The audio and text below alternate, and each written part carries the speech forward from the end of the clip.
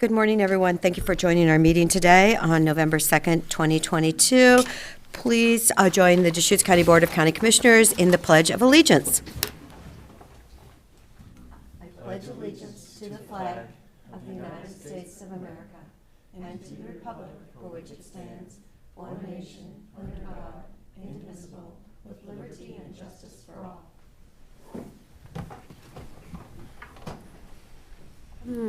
Do we have any citizen input from the audience?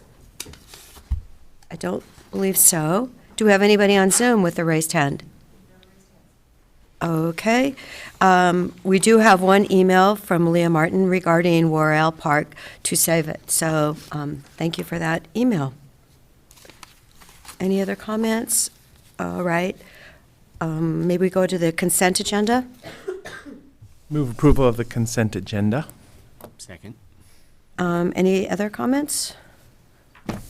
Commissioner DeBonne? Yes. Commissioner Chang? Yes. And the chair votes yes. And I do want to thank Kent Vanderkamp for stepping up to be on the County Facility Project Review Committee.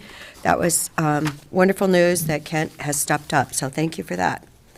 We now have item number 5, a resolution within our Deschutes County budget.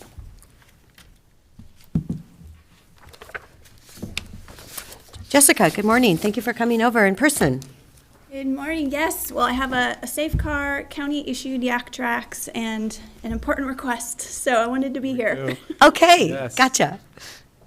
So just for the record, I'm Jessica Jacks. I am the program manager of your prevention and health promotion team at Deschutes County Health Services, and I am here to ask for your approval to not only increase some FTE, but also convert FTE from limited duration to regular. So because this request has... Jessica, could I ask you one question first? You bet. How long have you been with Deschutes County? 2008, Okay. I believe. Okay, so thank you for your service. Yes, thank you. No, I just, anyway, appreciate your smile this morning, so thank you. Go ahead. Just wanted to know, so you've been here a long time. I have, yeah. It's a good place to work. There we go. Yeah. Would you do a testimonial for us? We need more testimonials.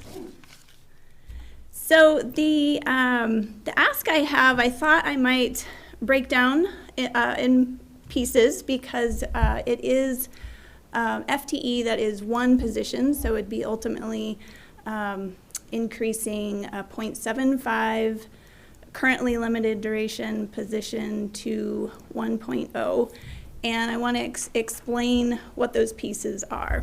So I'll start off with the 0.75, and that limited duration position is in our suicide prevention program. It's our project coordinator, Bethany Kushel. You met her in September during the Suicide Prevention Awareness Week.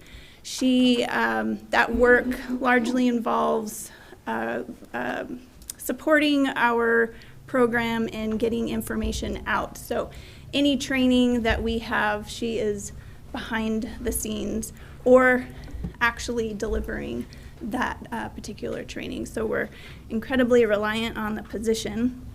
The 0.75 is I think originally was identified as limited duration because the grant that we received was the Garrett Lee Smith Suicide Prevention Grant, 4 years duration, and sunsets in fiscal year 24.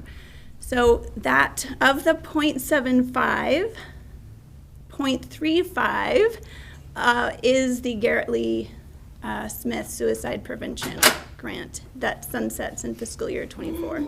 We do believe and are recommending converting that position to regular because we are seeing on the horizon some sustainability in resources, not necessarily with that particular funding stream that will sunset, but with some other revenue. So public health modernization is to pivot to prevention in fiscal year 24, so we have our eye on that. The other portion of the 0.75 position comes from our behavioral health reserves, of which we've had access to wonderfully from our behavioral health department in a collaborative partnership on several different prevention areas. So, so that's the 0.75. I was going to pivot to the 0.25, which we are requesting an increase in new FTE for, to make that position 1 FTE. The new FTE is supported by some new revenue that we were alerted to in July of 2022, that is from the Measure 108 tobacco tax dollars. So in July, the Oregon Health Authority notified us that we would receive this revenue and that the allocation would be in the amount of $395,172. They also told us we would see an amendment to those resources would come in September, but just recently we were told that that amendment won't come until December or January. However, we've been actively trying to pivot toward this new revenue, which allows us to do some work that we've never been able to do before. So our tobacco prevention program has not ever been able to use dollars for cessation.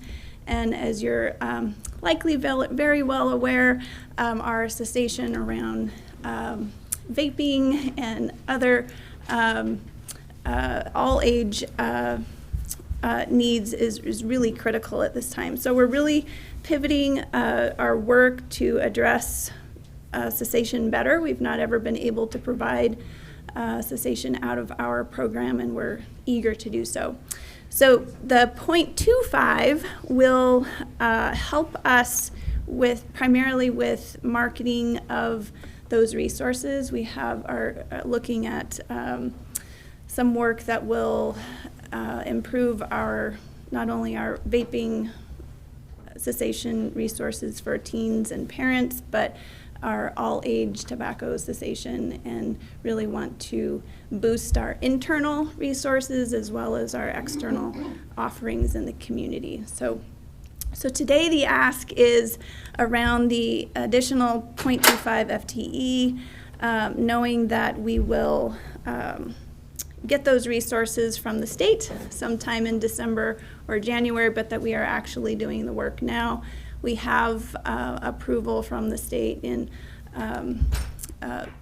to retroactively be able to spend these dollars for the entire fiscal year 23 year. So I'm going to pause there and see what questions you have about those pieces. The 0.25, the 0.25 and the 0.75, you're not those are not. There will be so that's one position, so we'll add the 0.25 to the 0.75. 0.75, and that's how you get the one regular. Correct, yes. Okay. Thanks for that clarification. And the Measure 108 revenue, that's law now, and we would expect that program to generate revenue on an annual basis. Yes, we have been told that while our allocation for this year is $395,000, it will not be that high in subsequent years, but it will be recurring. So I'm conservatively estimating that will be significantly less, but I do believe we'll be able to sustain the position with the resources that are recurring. So the big transition is a limited duration position to a full-time regular position, correct? Correct. Yeah, so I mean, that's the step here. And you did say the state is not sending us that $395,000 until now, December or January, right? Correct. Isn't that kind of interesting? I mean, we would have to pay our bill, and it is for this year, so it seems unfortunate.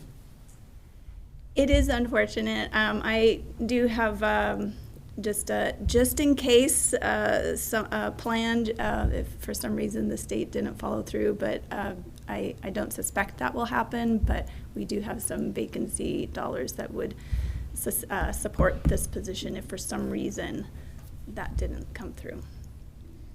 Okay, thank you for those comments. You mentioned for the .75, the existing .75, you mentioned anticipating public health modernization money coming that will be targeted at prevention work. Is that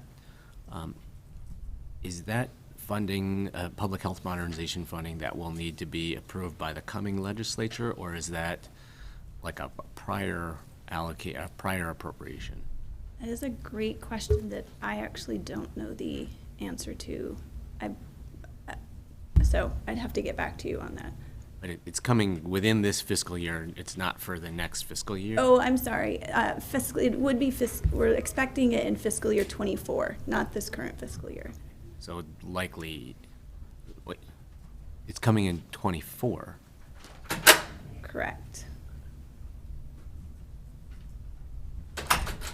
The public health modernization process, as I am aware, has been phased in, with the first phase really focusing on communicable disease and hanging there because of the COVID-19 pandemic.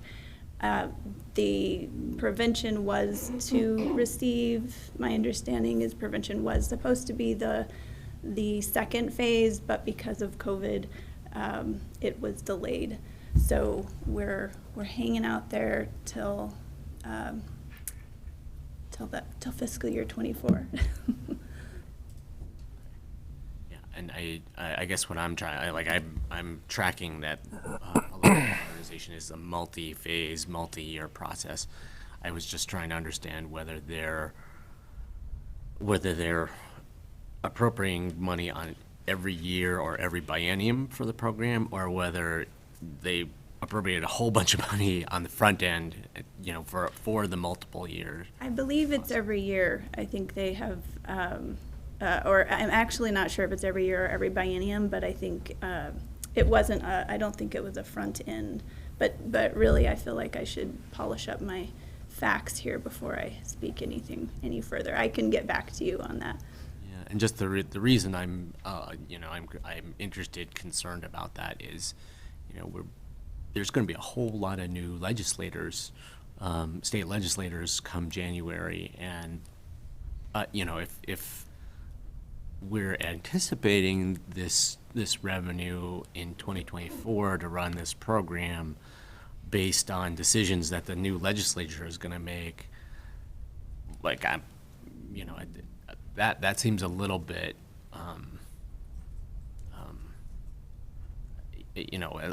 the certainty that they will, that they would allocate that money is, it's not 100% certain. So in the same way that if they had made an allocation, a multi-year allocation a while ago, and it's just kind of trickling out over time, that would sound much more reliable to me. Yeah, no, that's a good point, a fair point, and I think that's part of the decision-making process as we look at any FTE, the longevity of any FTE beyond, we'd have to make some decisions at that point. But is Stephanie the only person that's serving with the suicide? Bethany and excuse me. Caroline, yeah. Okay, so is she the only person that's on that? Bethany and Caroline.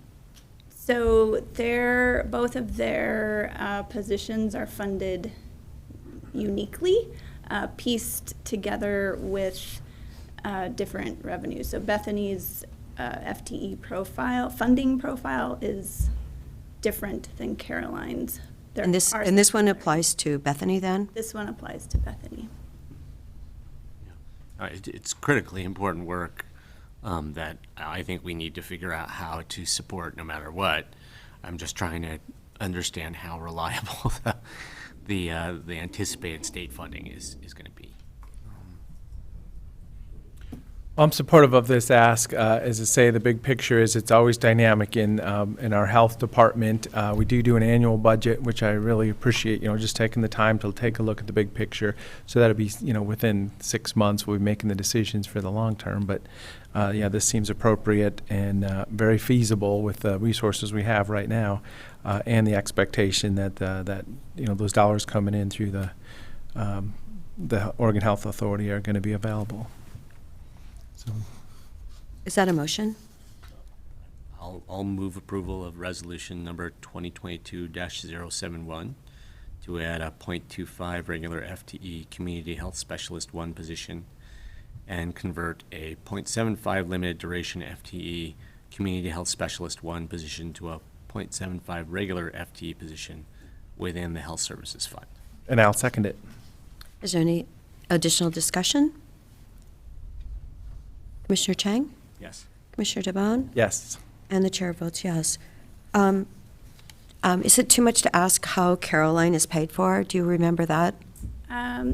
So we have a funding stream called the Mental Health Prevention and Promotion Resources. It comes through Oregon Health Authority through Health Systems Division, and a portion of her role is funded through that grant stream, as well as Garrett Lee Smith and behavioral health reserves. Okay. Thanks. So with this, Bethany is going to be doing a variety of kinds of prevention work. Correct, yeah. Yeah, tobacco cessation and suicide prevention. Right, right. There's quite a range of things there. Yeah, I think one of the things that we identified would work really well in this situation is Bethany's skill set in working with some of our tools and resources like Canva. She's very savvy at drafting and marketing materials, so communications, exactly. So we're really excited to have this opportunity. Thank you. Jessica, how are the vaping numbers looking? I know we're really concerned about them. Yes, we are very. I mean, in our schools. We have, our staff supplied me with some data so that I could speak to it. So in our 20 data, Deschutes County 11th graders reporting 22.4% of e-cigarette use, and that is compared to 11.9 at the state. So we are higher. So we're like double of the state at that in 2020? According to the Oregon Student Health Survey. Well, that survey will be given again this year, so we'll be able to compare. But do keep in mind that in 2020, many of our students were in a different type of school setting, which the survey is delivered. And so that's also a factor in the data collection process. Okay, great. Well, let's hope it's lower than 22.4 then. Yes. And this, you're going to be getting that information shortly then? I would anticipate it, some early numbers this spring. Okay, thank you. At yesterday's Public Health Advisory Board meeting, we were doing annual work planning, and the board members were asking Tom Kuhn exactly for that data. So if you could. All right, we will, as soon as we get it, we'll do some blasting. Relay over to him what you've got. That'd be great. Great, okay, great. Thanks so much. Thank you. Thank you, and thank you for 14 years. Yes, thanks. Our next item is our public hearing on the Terrebonne Sanitary District. Good morning, Commissioners. Dave Doyle, County Council. This is the time and place for the final hearing before the board on the petition to form the Terrebonne Sanitary District. Essentially, you're at a kind of a flowchart moment. You're either going to issue an order today or authorize an order today that forms a district, or you're going to direct it to an election. In order to direct it to an election, there needed to be 23 verified and certified written requests by the time of this hearing right now to put it towards the ballot. Yesterday, we received a packet of 24. We took those up to the county clerk. He verified those signatures and concluded that 20 of them are valid. 4 of them, were invalid either because they're not registered voters or they're outside of the district boundaries. Therefore, the threshold of 23 has not been met, and the board's direction or action at this point is going to be to issue an order forming the district. Having said that, this is a time for a public hearing, so I would suggest that the board open the public hearing, call for testimony from anybody that wants to be heard on the subject, recognizing time limitations on those. And then at the end of the public hearing, you can close the public hearing and we can proceed with whatever direction or order the board would be inclined to take at that point. Okay.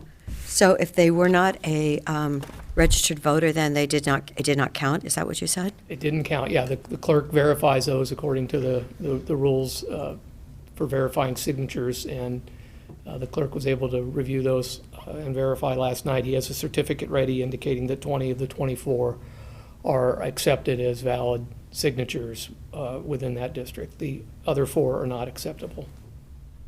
Okay. I know, because someone did answer it that they weren't a registered voter. And then some people did say, they left it blank. Yeah, the statute requires that they're electors within the district. Okay. So that's what the clerk verifies for. Okay, thank you, Dave. So let's open the public hearing then. And are there people in the room that care to, we do have 3 minutes, and if you need to address yourself.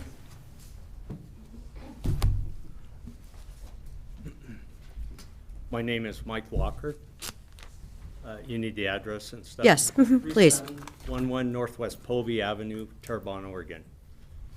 I was here last month and asked you to consider modifying the boundary. And I'm here again asking the same thing. And I would let you know before I have an additional 30 signatures that have been verified, that are registered voters that will put it on the ballot. However, all of the signatures that I have, everybody has agreed that if the board is willing to modify, they would withdraw their request for election. So I guess it's up to you at this point. Okay. So these weren't turned in on when they were supposed to be then? I believe the section says they can be turned in today. That is correct. The time to submit written requests seeking an election would be up through the time of the hearing, which is today. The Okay. Public hearing on that. So if the gentleman has signatures he wants to submit, we would have to take those upstairs to the clerk to see if at least 4 of them, 3 of them are valid and acceptable. If they are, then you have to direct it to the election. And if they're not, then you form the district. The only real discretion you would have was if you're going to modify the boundaries. I think we discussed that at the last one, and that's a bit of a reach because you don't have a lot of the information as to why you would expand the boundaries. And there was a group that spent a lot of time ascertaining those are the boundaries for this point in time. So certainly if the gentleman wants to submit those documents, we'll get those up to the clerk, and he said he would do his best to try to verify right now so as to not hold you up. Okay. Whether they're legitimate and valid signatures. And are these signatures from within the geography that they need to be? They have to be within the district boundaries of A, Section A, yes. If they're outside of that, they're not They deemed are. valid. Okay. So Dave, are those in your hand yet? No, this is just an order. I don't have those. I don't know. Okay, I all haven't right. seen them. They would need to be delivered here now if they're intending to go that route, and we'd get them up to the clerk. Okay. Okay, Ms. Well, so there's a request to modify the boundary. Let's go down that path a little bit and understand, is that possible right now? Can we just take a pencil and say, let's include this today? I don't know. I don't have a feel for that. Because that you're saying if this, then that. So who can help us with that? The other piece of that is, We have had a lot of questions asked about the annexation process and just, how easy, how expensive that might be. And, the two things are related. If annexation, forming the district and then annexing is really not that difficult and doesn't cost the people who want to be annexed more, then then I think there's an argument to just proceed with the formation and then quickly move to annexation. But if annexation is significantly more difficult and has additional costs to the people who want to be annexed, then then there's much more reason to consider making the modification now. In my opinion. That makes sense. Linda, would you like to? Well, and I'll acknowledge that, yeah, I mean, this was the big powwow after our last meeting, and it was all being talked about, negotiated. So, yeah, please provide us, what are the options here? Ryan and Mariah, could I have you guys come up as well? Linda Swearingen.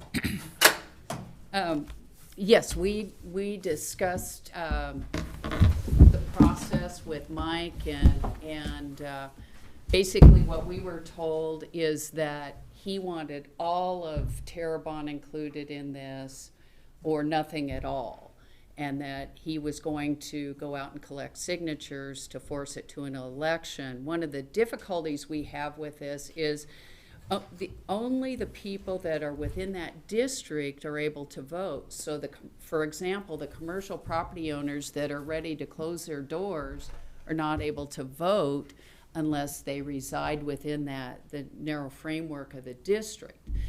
And When you say district, you're referring to Section A of the kind of the plan. Yeah. Got it. So, Thank you. Phase A. And Parker Vernon and myself went out and we talked to numerous property owners. We dropped off flyers at the homes. And as you can imagine, there really aren't that many homes in this district. It's primarily the commercial district of Terrebonne. And the thing that we heard was, yes, we need a sewer. And number two, if my system is working, I don't want to have to hook up. And we said, we've heard this loud and clear that the district boundary needs to be formed around those folks that are most likely to hook up so that we don't have to force residents to hook up. And we had, out of all the folks we talked to, we had one person who actually signed the petition for Mike. She just didn't want the sewer because it was going to change Terrebonne. She acknowledged that, yes, there was a need for it, but didn't want to see it go forward. But that was it. I mean, people acknowledge there's a drastic need for this. And I guess the only other thing I would say is, instead of expanding the boundary, I would narrow it up. So if people don't want to be in it, take them out. If if they have signed a petition saying they want an election, they're saying they don't want this. And we can't just say we're going to take the whole community in and guarantee that they're not going to have to hook up. These are folks that can't afford it. I don't want to see people lose their homes. And so I guess if there's a boundary change needs to be to not include the people that have signed a petition saying they want an election.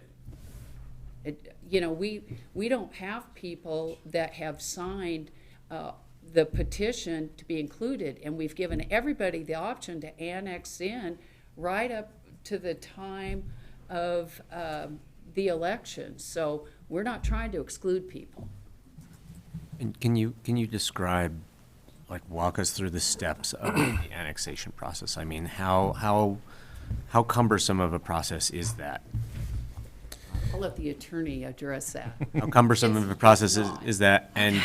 And would those people end up paying any more in terms of in terms of SDCs, on-site upgrade costs, or monthly service rates than the people who are in the original district? know, because nothing's been decided, and that's why we've said to people, if you want to come in, and you do not have to be contiguous, we've said, come in and turn your petition in, because we haven't even gone out to bid. SDCs, well, there's a range, haven't even been set, so there's no harm nor foul if you're not in this boundary. Marika? Yeah, thank you. For the record, my name's Marika Sitz. I'm an attorney at Jordan Ramus, and as last time, we've been advising the advisory group. So in your staff report packet today, there's a memo that we prepared about the annexation options. As Dave mentioned last time, the statute is difficult to read and sometimes vague, but I've done my best to break it down in step-by-step processes. So the two first options, A and B, listed in this memo are either electors can, so more than one landowner, basically a group of electors registered to vote in a specific area can submit an annexation petition. A single landowner can also do that. And in both those cases, it requires an endorsement, a sign-off from the existing district board, and then they walk through the steps outlined here. And I'll just add, in both those cases, Deschutes County already has like a fill-in-the-blank form for these types of petitions, and it looks really similar to what this group filled out for their initial formation petition.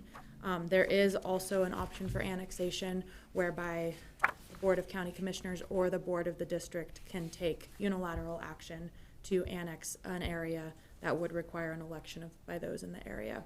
But that's sort of the third of these three main options. And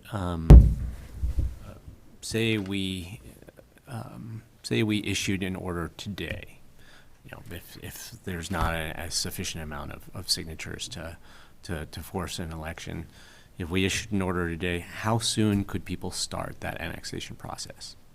So if you issued an order today, you would also issue an order for an election at the next date designated in ORS 255, and by my reading, that looks like the second Tuesday in March. So on the second Tuesday in March, an election would be held to elect the district board. Until the board is elected, you don't have a district that functions as it should. So once that board is elected, then these annexation petitions could begin to go in, because then they would be able to receive an endorsement by the district board.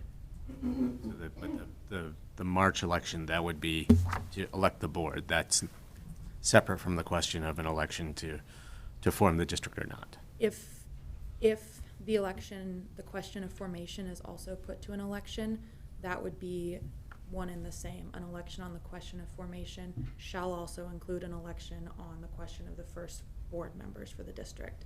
And my understanding is looks like it would probably be the second Tuesday in March. There's 4 options in that statute, but that looks like the soonest practicable option.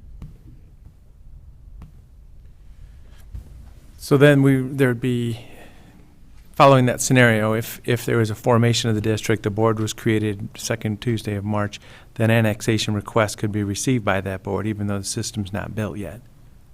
Correct. Yeah, once you've got the infrastructure for a district, you have the board, and the district has... Infrastructure referring to the people on a board. Organizational Yeah, be careful with that word right now. Yeah. Yeah, the human infrastructure. There you go. Mm-hmm. And that how long would that annexation process take? I think it's going to depend a bit. I feel like this formation process is a bit of a good marker, although this process is a lot, not a lot, but it is more involved than certainly an annexation question. I mean, I know folks at the county have probably dealt with this a bit more than I have, and I think the fact that they have this sort of plug-and-play form for annexation makes it seem like it's a bit easier for folks who are interested in this to be able to make that happen. There is various options depending on one of the circuitous routes you go through in the statute. It may come to the question of an election, and that's where I think as here we're dealing with. Once you have the question of an election, that's where things get a little bit thorny. But there are ways here that would not bring this to the question of election. Just depends if petitions are received. I mean, literally the next item on our agenda after this one is, I don't know if this is structurally equivalent, but we're reviewing an annexation petition for two property owners to join the Ben Park and Rec District. So, I mean, if it's similar to that, we see individual annexations, every month, basically. Yeah, the annexation process for a sanitary district, so a sanitary district has its principal act, which is sort of specific sanitary district, but it does not contemplate an annexation pathway that's different than ORS 198, which is the general special district annexation pathway. So I don't anticipate it would be much different than what you're doing later today. We don't know the principal act for that type of district. Commissioner Chang, in answer to your question, it would be if it was a single parcel request to annex into the district, it would follow the same pathway that these other annexations follow. And that is one of the options presented here, that you can do individual property petitions. Yep, that is option B in the memo you have for me. But Marika, what about, I'm hearing from people that have homes in Angus Acres, and that they need to be part of this system too. How soon, so you're saying they would be better off, because it's not every home there, but they would be better off than individually asking to join it? I'm not sure. I think there's about 45 homes in that neighborhood that are really worried about their future. Yeah, so under ORS 198, the homes there, individual landowners could petition, or they could get together and do a larger group petition as a group of electors there for annexation. Those are their sort of two pathways. Okay, Ryan, did you have anything you could add to that? Yeah, perhaps just a few comments. For the record, Ryan Rudnick with Parametrics, a consultant to the Terrebonne Sewer Advisory Group. So in a good faith effort to collaborate and kind of move forward, we consulted with Jordan Ramis to have them prepare this legal memo kind of describing the process for annexation to assist Mike Walker and Steve Bowen with these concerns about properties that would like to be a part of the district boundary. We see this as the most viable path forward. At that prior meeting, the boundary was set, and so then that question was more or less behind us. And so to assist them in that effort, we prepared this legal memo with our limited budget and to kind of assist with that going forward. And so there was a positive response from Steve Bowen. It seems like he'll make use of that and potentially benefit from an annexation process going forward. With the other projects going on and the momentum that's going forward, it seems like putting it up to a vote just kind of stalls the momentum and potentially puts the project at risk. There's there's not an infinite, amount of funding and energy and time, to get the district in place to manage the infrastructure that's already in ODOT's construction plans, and so in our opinion, the best path forward is to proceed with formation and for us to work collaboratively with any citizens and property owners that are interested in the district, in joining the district and working alongside with them through the annexation process. So one of the scenarios I want to work out is to understand, so if a district is formed and one property owner wants to come in, they're already saying yes. If 2 or 3 or 5 want to come in and they're all saying yes, they could come in as a group. But then it steps to, if it was an Angus Acres situation and it's not real clear if there's a majority of support, not everybody's on, then it becomes a vote of those electors. But my conclusion is that, even if 5 or 6 or 8 people all want to come in, it could be simple annexation for groups of properties. Is that? Yeah, so let's work that out, because I see a nod no from Mr. Walker in the back. And I guess I'm going to want to hear from you again in just a moment. So then, yeah, the ODOT construction plans, it's good you mentioned that. I mean, this is that path where we've got big projects going to happen. Our road department's up to speed on, doing some engineering, being able to ensure water and sewer and, other infrastructure is aligned the best we can as these big projects are going to happen, so. But as I say, let's get Mr. Walker back up to explain the situation, so I'm not seeing the disconnect at this point in time. If you want to grab a microphone again. I'm just, Madam Chair, I'm just looking for clarity here. So there is a section, and I'm not an attorney, so I'm not going to go too far into it, but it talks about contiguous or non-contiguous. And after speaking with Linda and getting some clarification from council, for example, where Angus Acres is at the far north end, you would basically have to get everybody all the way up to there to go along with the annexation. And so that creates some different problems. It's not just a simple filing for the annexation. You're going to have to get everybody between Angus Acres and wherever the sewer line is located to go along with it. That's the first thing. And if I could just go back to a couple. So Yes, let's. but the sewer line goes all the way up almost to the Angus Acres. It goes almost to Angus Lane, in fact. Let's It's just right stay on there. that point if Yeah. possible. So Ryan, it looked like you were able to.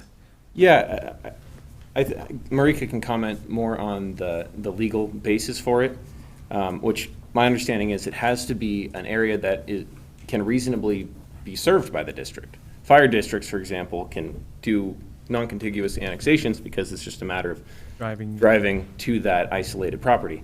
Sewer is contiguous in nature, and so it's not to say that the main couldn't skip over some properties to reach another one, but it has to be reasonable. Marika, would you like to comment more on that statute? So the final section of the memo in your packet has a brief discussion of this contiguous versus non-contiguous land. Land in a district to be annexed does not need to be contiguous, but like Ryan said, the standard is reasonableness. It needs to be able to be reasonably served.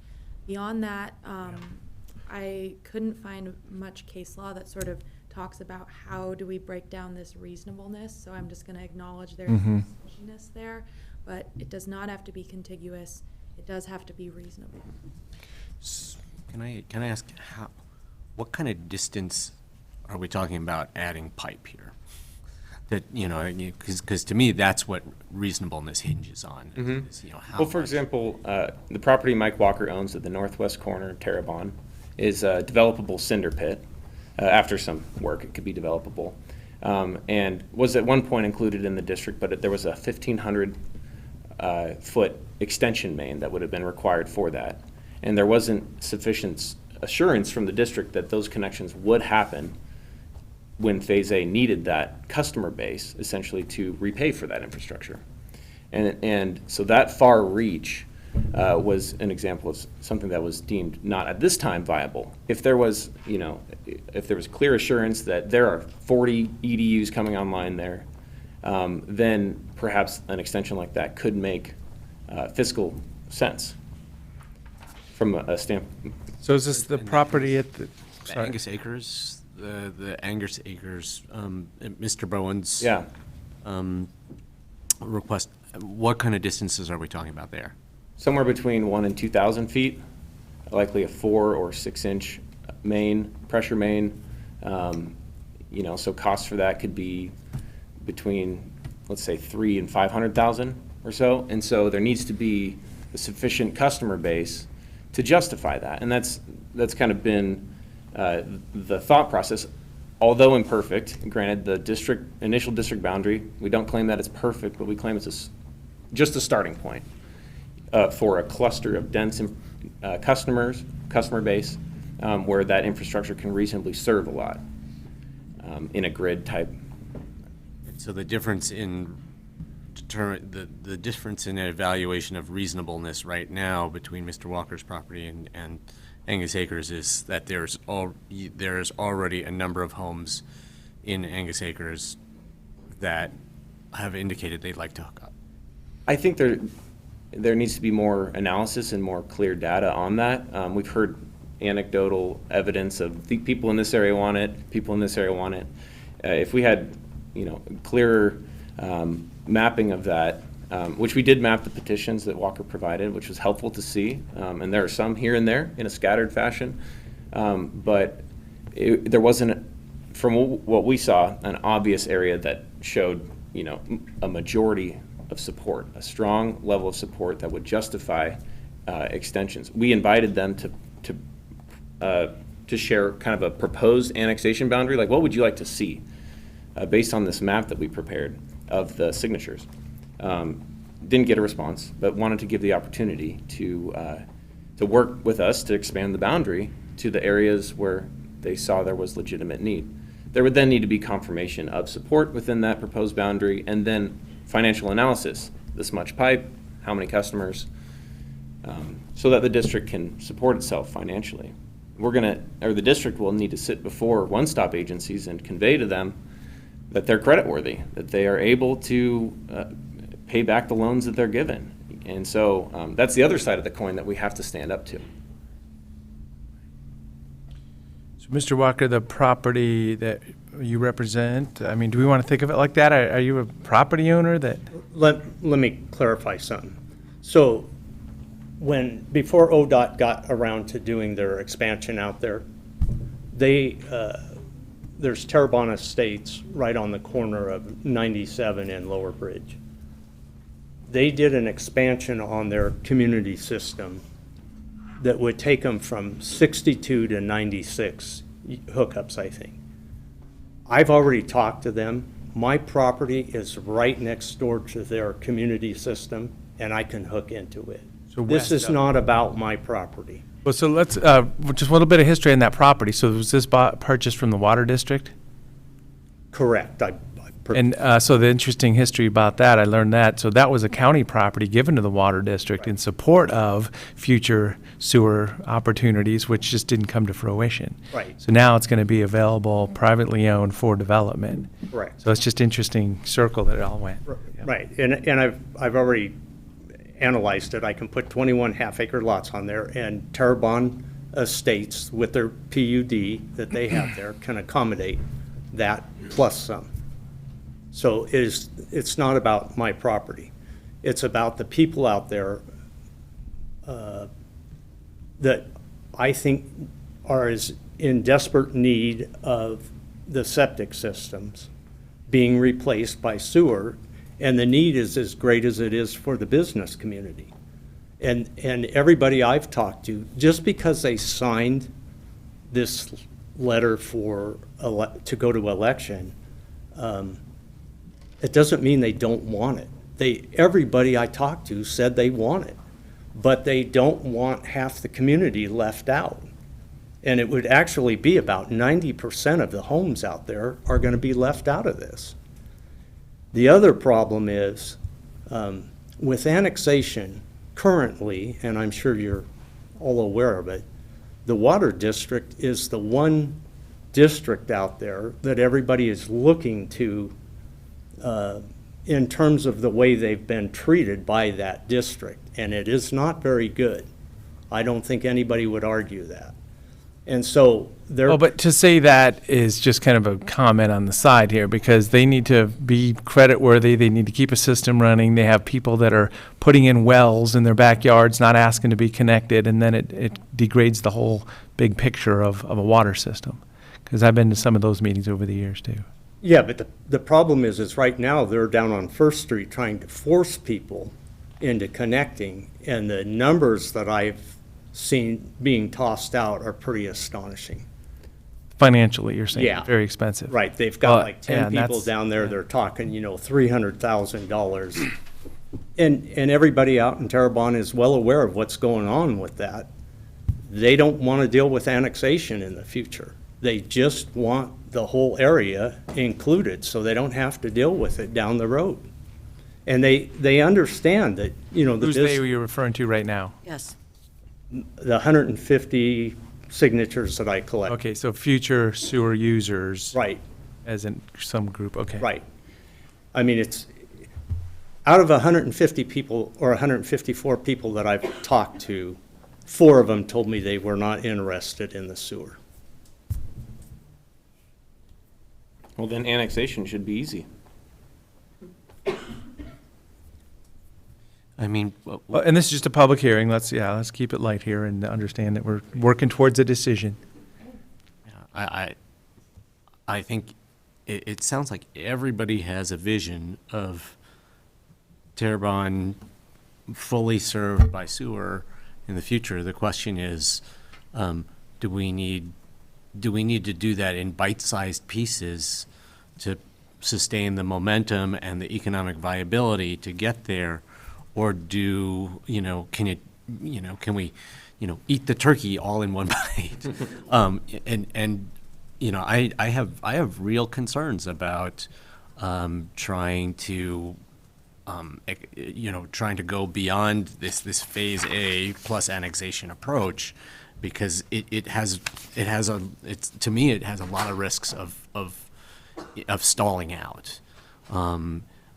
And if it doesn't stall out, as it did, 2 times in the past 30 years, then we also run the risk that we've used so much time to go from this phase A plus annexation approach to a whole Terrebonne approach, that we missed windows of opportunity on really excellent funding possibilities. I mean, the funding that's going to be available through the bipartisan infrastructure law that was passed by Congress, I mean, there is a finite window to get on that and nab some of that money before other people have gobbled it all up. And if we spend months and months and months kind of grappling with the boundary should be here, the boundary should be there, these people should be in, these people should be out, we are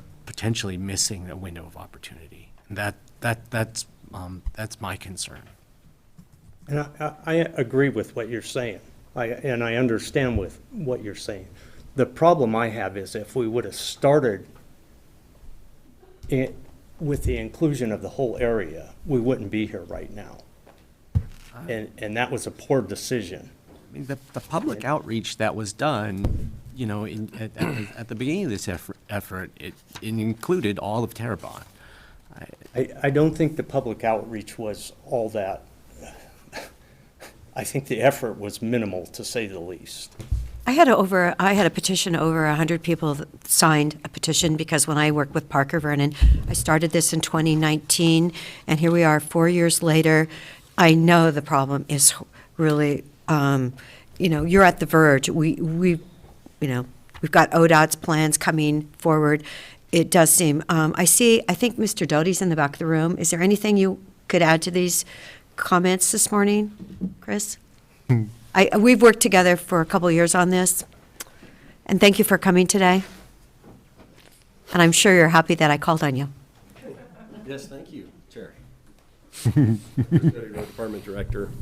So just to maybe reiterate a little bit of what we talked about last time in the way of the effort that was made initially, having it kind of boiled down to who needs it most, and not putting it at risk based on, the concerns that come along with, hey, we're doing a sewer system, are you interested? That adds a lot of anxiety to residential customers who, fear a very high hookup fee and a mandatory action of it. And so that boiled the strategy down amongst the primary stakeholders at the table to, let's try to fund a phase that will get it here, that will take advantage of the city of Redmond's efforts and the wonderful opportunity to pump there, create a phase that's viable in and of itself, but design the system in its entirety to accommodate the whole community.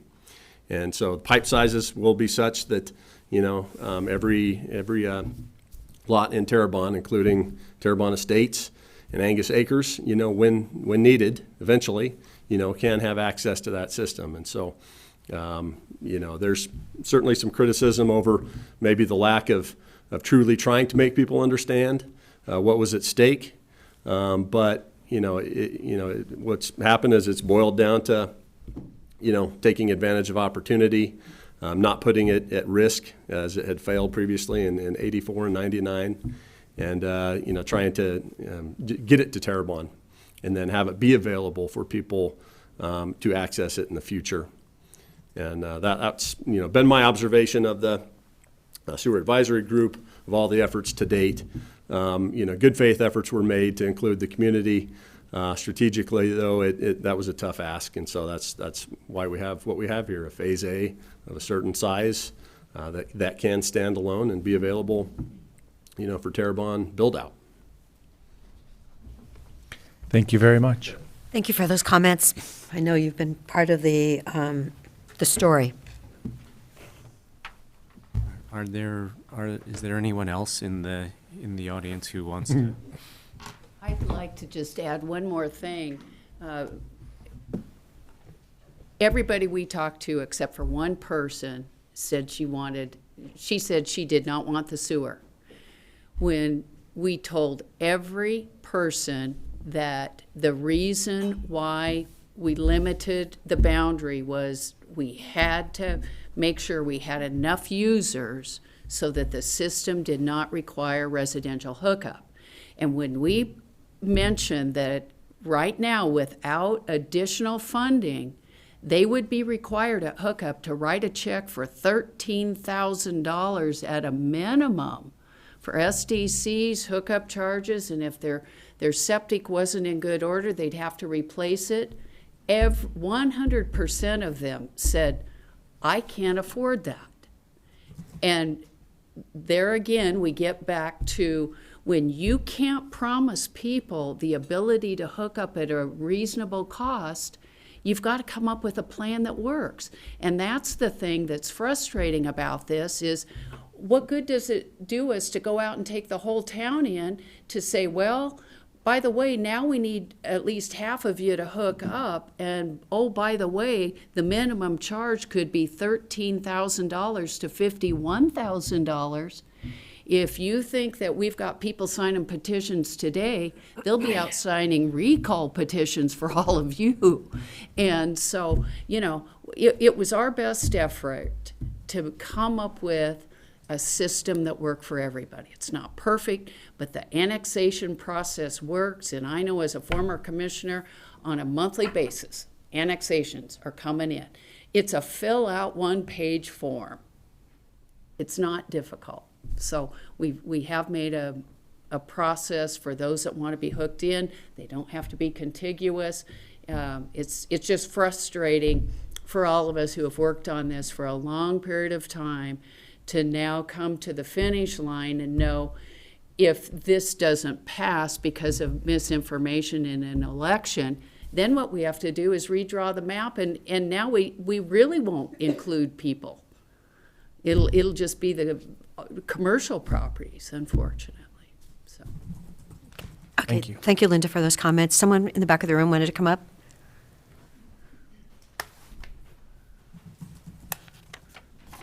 My name is Jim Wilhelm. I live at 9250 16th. Like Mrs. Walker, I also gathered signatures. I have several concerns.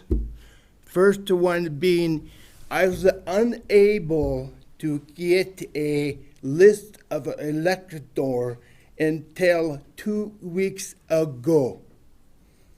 The county clerks was kind enough to give those to me 2 weeks ago on a Saturday. So my time gathering signatures was limited.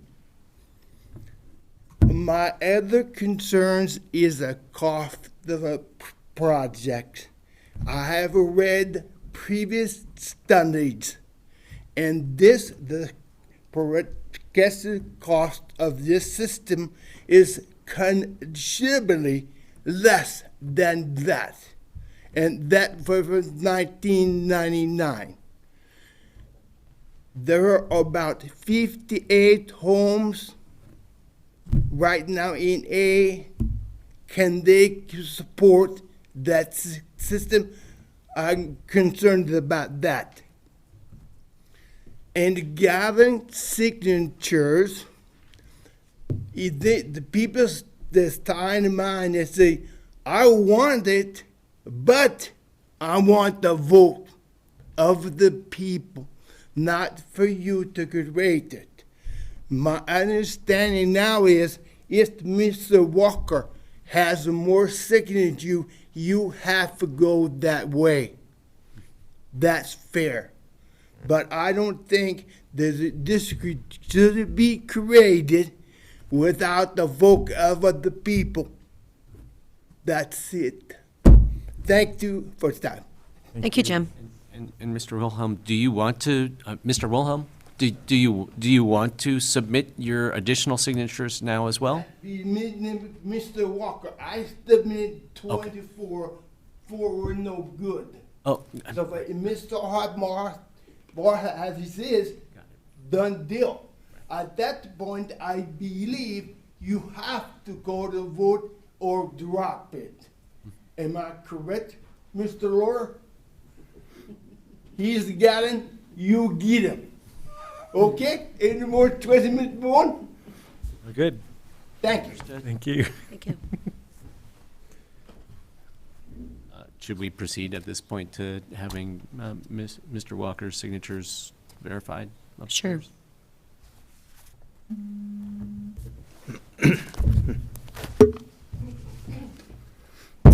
Commissioners, I might suggest if we're going to do this, maybe put this matter on hold for a little bit. I can run those upstairs to the Sure. clerk, and assuming at least 3 of them are valid, then there'd be the necessary amount to push this out to an election.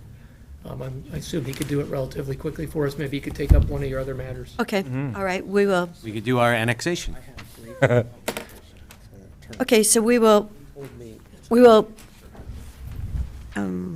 leave our public hearing at this moment for the Terrebonne Sanitary District, and we will go to our next public hearing, and that's Dave. Or is it Dave? No, I'll. Okay, okay, Kim. All right. Good morning, Commissioners. For the record, Kim Riley, Assistant Legal Counsel. This item is a request for 2 separate parcels to be annexed into the Bend Park and Recreation District. The Bend Park and Recreation District approved the petitions, and the appropriate county departments and offices have reviewed and approved these petitions. Given that these are 2 separate parcels, we would recommend doing 2 separate public hearings, and then close each hearing and then take a vote and then move to the next hearing. So the first petition is from Millennium Trust Company, and we're requesting the Commission move approval of Order 2022-049, declaring annexation of the subject property if there's no opposition in the public hearing. Okay, so I should open that public hearing for Millennium Trust.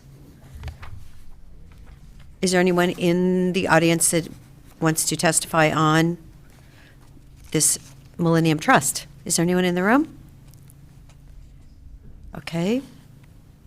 Seeing no one, is anyone with a Zoom hand raised? No, thank you, Stephanie. Okay, did you want to make any comments, or do you want me to close the public hearing? No, that's it. Are we good to close it? Okay, so we'll close the public hearing on the Millennium Trust annexation of property to Bend Park and Recreation District. Do we have discussion? So this is a property only requesting with approval by the district, so I'll be supportive. I'll move order number 2022-049, allowing, or order approving the Millennium Trust Company annexation of the Bend Park and Recreation District. Second. Is there any further discussion? Commissioner DeBonne? Yes. Commissioner Chang? Yes. And the chair votes yes. All right, so now we should open the public hearing on the, is it La Vista? Annexation property to Bend Park and Recreation District. Is there anyone in the room that cares to testify on this? Any raised hands, Stephanie? All right, no one in the room to testify. All right, I will close the public hearing. And I'm sorry, I've lost track. Which of the 2 board order numbers? It's 050. So, move approval of board order number 2022-050 for the the Beta annexation to the Bend Park and Recreation District. And I will second it. Any further discussion? Commissioner Chang? Yes. Commissioner DeBonne? Yes. And the chair votes yes on that. Okay, so are we good? Thank you. All right, so it looks like it's going to take a bit of time. Let's go to item 8, which is our American Rescue Funds. Laura, thank you for joining us. Hi, Commissioners. Laura Skundrick, Management Analyst. So, in fiscal year 21, as you know, Deschutes County was awarded $38.4 million in American Rescue Plan Act funds through the federal government. We have approximately $440,000 in remaining ARPA funds. Up for consideration today is a funding proposal from Friends of the Children. That is attached in your meeting materials today, and I can provide a brief summary of that. Could you please? So Friends of the Children is a program that connects mentors with youth starting at ages 4 through 6 and provides that stable connection for those children and mentorship for at least 12 years. Currently they have programs in Bend and Redmond and are looking to expand the program to the Lapine area, engaging youth facing the greatest obstacles there. So to do this, they are requesting $100,000 in ARPA funds, which would help them to hire 2 full-time professional mentors, each of which would have 8 youth that they would work with specifically, identified in kindergarten and Lapine classes.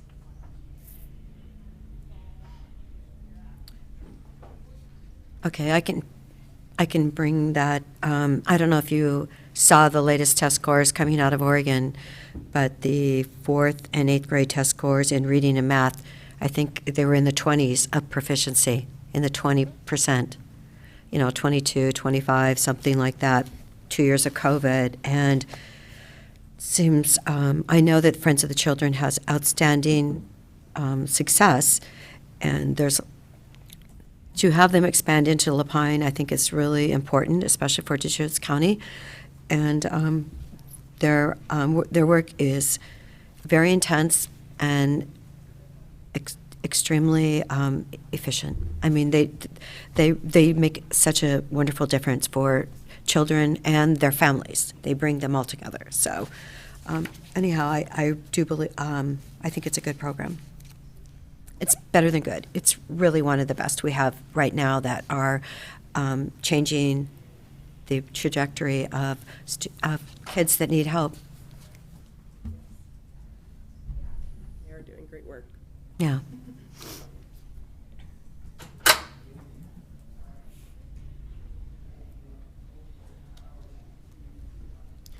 No comments?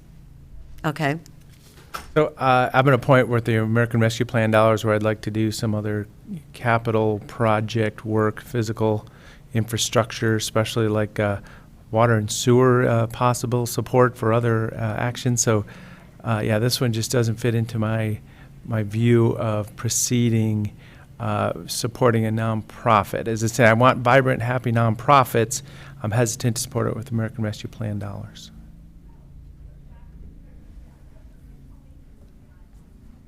I think that the focus of this program is extremely important. The disadvantaged youth that they're trying to serve, especially some with significant trauma in their lives that they're trying to recover from. I appreciate the regional focus in South County, but I have concerns about the sustainability of an investment like this. I'm really glad that for 2 years in a row we've made a special project allocation out of our lottery funds for Friends of the Children, and I would be happy to continue with that support. That is one of the places where we provide annual support to long-term nonprofit partners in our community that do important work. I have concerns that if this is a request for $100,000 for staffing to start a new program in a new area, that I'm not, I would like to know a lot more about how they plan to continue funding those positions in future years, particularly if this is a long-term program. The idea here is that they're tracking these kids for many, many years. So if we make this $100,000 commitment this year, does that mean we, Friends of the Children, would be anticipating that that the county would be coming through with that every year for a number of years to come? Or do they have other sources of long-term sustainable funding kind of in the queue already, so that this would be genuinely a one-time investment? When we first received ARPA funding, or notification from the federal government that ARPA funding was coming our way, the advice that we were getting was make one-time investments. Don't invest in staff, so that people are going to need to make hard choices in the next year about whether they're going to be able to keep those staff people or not. The executive director just happens to be stuck in snow by Revere for the last 20 minutes. And so she would love to call in and answer your questions. She's listening online as we speak. So what number, Stephanie, should she call in on? Phone number? Phone number, please? It's probably the front of our agenda. Grab it. Stephanie, don't you know that? It's 669, 541? no. Oh, That's, here. okay. 669-444-9171. 669-444, what? 9171. Okay. Laura had it. Okay, good. 669-444-9171. Okay, so she should be calling in then. So yeah, I'll be attending the Friday fundraiser with my wife for Friends of the Children. So I mean, there's alignment for the efforts they're doing. It's not like there's anything negative here. As I say, just for these dollars, I'm hesitant to approving. And I mean, I feel bad that, this, yeah. And whose phone is going to ring with that number? It'll show up in Zoom. Probably pop up as just a person with no picture. Does she need any passwords or anything? No? There is a webinar ID. I'm not sure. I've never called in on my phone to it, so I'm not sure. Well, we have people call in, yeah. The webinar ID, if she needs it, is 815 Wait just a second. 815. 6385 78. Oh, so, okay. Okay, 385. What else? 7? It's 815-6385-7873. Okay, she said she needs a meeting ID. Is that the meeting code? I believe so. Okay. All right. Well, and we can bring this back too. Is she available to come to this? Well, she's been, And that's probably like where I was. It was 20 minutes just because it was slick ice coming off the highway. Sounds like she's real close. I know, it was a bit difficult this morning. Okay. But the sun's out now, I know. Maybe we'll have summer this afternoon. or at least dry roads. Let's hope so. It's not working. We'll just as I say, let's bring it back and we can, Yeah, Okay. she's going to call me directly. Sure.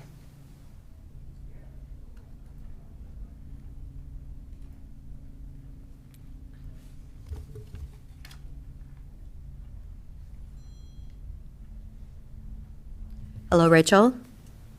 Hello, good morning. Can we all hear this? Yes, we can hear it. Go ahead, Rachel. Do you want to address the program? Commissioner Chang brought up the sustainability of, it's a long-term 12-year commitment with helping students become successful. And do you want to address those issues? Absolutely. And that question, Commissioner Chang, thank you so much for raising it. It is something that we keep top of mind before making any expansion decisions into new communities. And so let me share a bit of our budget. Our request for $100,000 represents just shy of 15% of a 3-year funding plan. To date, we have raised over half of that, cresting the $400,000 mark of dollars raised to date to invest into Lapine. This expansion is happening. We have 2 years of funding secured, hoping to increase that with this gift today, this allocation today. Continually, we also have received significant investment from Mackenzie Scott in the last 2 months. Our board is working to determine the best way to invest those dollars in our existing communities. And so my concern about longevity of funding goes well beyond our initial 3-year presence and commitment to Lapine. We absolutely will continue to raise dollars in support of youth in that community and throughout our region. So to repeat, you said you have 2 years of funding. It's a $400,000 for 3 years, and Without, yes. It is $819,000 over 3 years, and we have raised $420,000, give or take, to date, not including this request for $100,000. Okay. All right. Thank you for that clarification. Thank you. I'm happy to answer any other questions as well. Any other questions, Commissioner Chang? Tell us a little bit about the event on Friday. Oh, yes. Do you want to promote your event on Friday? I'm happy to if that's appropriate. We host and will be hosting what is now officially a sold-out event and fundraiser this Friday evening in support of these programs, in particular this expansion into Lapine, but also to serve the vast majority of our youth who are Deschutes County residents. Great. Rachel, how many students do you serve in Bend? In Bend today, we served 30. Okay. And what about Redmond? Redmond is another 14. Okay. All right. So you're trying to add 16 then in Lapine? Correct. Great. And this program in Sisters is separate from you. Isn't that not true? Correct. Circle of Friends that is based in Sisters is a different program. Okay. All right. Well, that's great. I'm glad to hear that your event is a sellout. Yes, thank you. Let's hope it's not snowing before it. Oh, my gosh. Okay. All right. Do we need anything else then? Are we good with Rachel? That's probably all the information I need. Okay. I'm still thinking about this. Okay. All right. Thank you for the opportunity to call in. I'm very sorry to not be there with you in person. I'm sitting behind a number of cars that have spun out and just made the decision to turn around. So my apologies for not joining you. No, don't apologize. You don't want to be in a spin out. So, yes. Anyway. I was in that same spot about an hour ago. We will chat Video later close. then, Rachel. Thank you. Thank you so much. Have a good day. You too. Bye.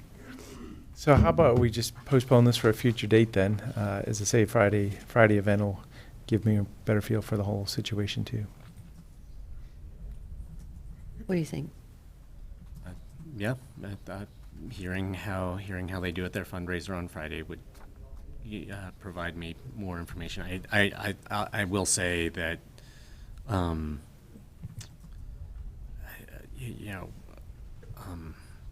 providing 15% of the total campaign goal it feels like a lot to me. I think I would look at this more favorably if it was a smaller amount.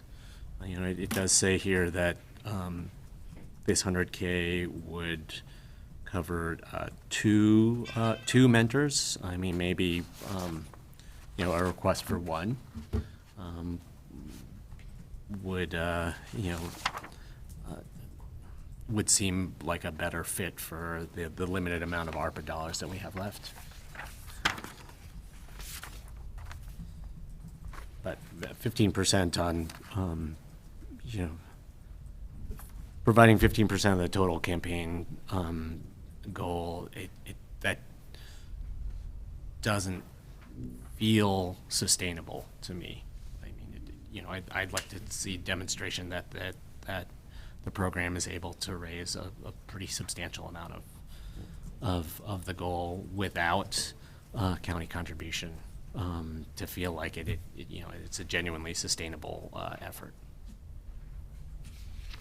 Well, I just want to give clarification. She did mention Mackenzie Scott, and it is a significant donation to this program because this program has recognition from the entire nation on the success and what they do and how, and she said the board is still analyzing what to do with that funding. I was at their event, I think it was in maybe June or something, and I really believe in Friends of the Children. I'm really pleased that they're expanding to Lapine after sitting with a table of teachers in Sun River months ago and listening to all the things that they try and do in order to make a difference for our kids that are in school. I just feel like this is great. I was really hoping when I talked to Rachel a long time ago about expanding down in Lapine, and I'm really happy, and hopefully, let's bring it back then. And again, I think that the special projects allocation we've made for the last 2 years is great. I very much appreciate the results that this program is accomplishing for the target population that they're trying to serve, and the success that they've had with their model. And I'd be more than happy to support continued special project allocations or converting Friends of the Children to a long-term service partner. But that feels like the appropriate place to be providing a stable, long-term, committed allocation of resources to Friends of the Children as opposed to through the ARPA program. Okay, long-term service prior. Okay, I wrote that down. Thank you for those comments. I really appreciate that. Okay, I'll plan to bring this back in a couple weeks. Well, yes. Thank you, Commissioner. Thank you so much, Laura. Okay, so is Whitney here? Or who is going to do that? What? Yes. Here we go. Thank you so much, Jen. And perhaps, see, different I'm people so- are representing different, reports now. And if we do hear from upstairs, then? Yep. Okay, thank you. We're so flexible. Thank you so much, Jen. Thank you, Commissioners. For the record, Jen Patterson, Strategic Initiatives Manager. Today we have Q1 performance measure updates from departments for you. For anyone who may be watching this item, the board sets goals for the county each year, and departments develop performance measures to meet those goals. Each quarter, we come before the board with updates from departments to give you a snapshot of progress that is being made on implementation of those performance measures. The board has set 5 goals for this quarter or for this fiscal year, and each quarter will provide updates on 1 or 2 of those goals. For this quarter, we are providing updates on performance measures that all fall under the goal of healthy people, enhance and protect the health and well-being of communities and their residents. We have 3 departments here today or via Zoom who will be providing a snapshot of the work they have been doing to meet the objectives that fall under that goal. So first up, we will hear from Health Services Departments. Rita will be providing us an update on reducing outbreaks and spread of diseases. Is Rita in the room? She's coming on Zoom now. No. Okay. Zoom. She's in the room on Zoom. Perfect. Ooh. Sorry, it took a while for me to get at it. Not a problem. Can you hear me well? Yes, we Yes. can. Thank you. Good to see you, Dr. Bacho. It's been a while. Yeah, same here. Today I'm not coming to ask for money, so that's good news. Well, we're really glad. All right, so I'm presenting on behalf of the communicable disease team. So our measure is to reduce outbreaks and spread of diseases by completing 95% of communicable disease tasks within the required time frame. For most of these diseases is 10 days as defined by Oregon Health Authority. So the target that OHA has set for us is to be able to investigate at least 95% of certain communicable diseases. They include chronic Hep B, pertussis, the enterics, Shigella, E. coli, Salmonella, and other diseases. So Deschutes County Communicable Disease Unit has exceeded this goal by investigating 95.67% of cases within the required time frame. And most of these diseases, as I said earlier, is 10 days. Out of these cases, 95.5% received their first interview within days 0 to 4, and 95.8% of cases that were created from the electronic lab reports were created within 1 day of receiving their electronic lab report. So we are actually, we've been able to meet the target and exceed the target. I'm open for any questions.